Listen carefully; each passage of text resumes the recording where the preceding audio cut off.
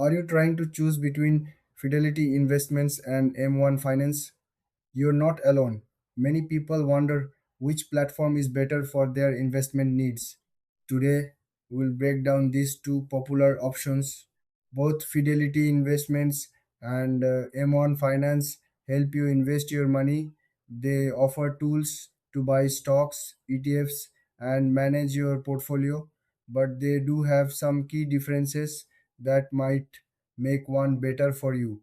Let's start with Fidelity Investments. This platform has been around for a long time.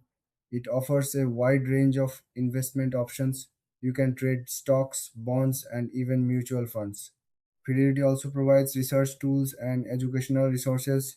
It's great for both beginners and experienced investors. Plus, they have a strong customer service team. Now, let's look at M1 Finance. This platform is newer and takes a different approach.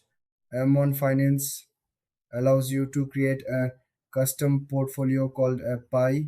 You can choose the stocks and funds you want, and M1 will manage the rest.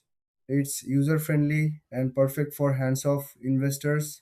They also offer automatic rebalancing, which is a nice feature. When it comes to key differences, Fidelity offers more traditional investment options, while M1 Finance focuses on automation and customization. Fidelity is great for active traders, while M1 is better for those who prefer a more passive approach.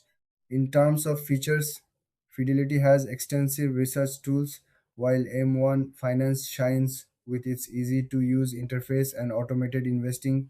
As for pricing, both platforms have no commission fees for trades. However, M1 Finance has a premium plan with added features, while Fidelity's services are mainly free. So, which one should you choose?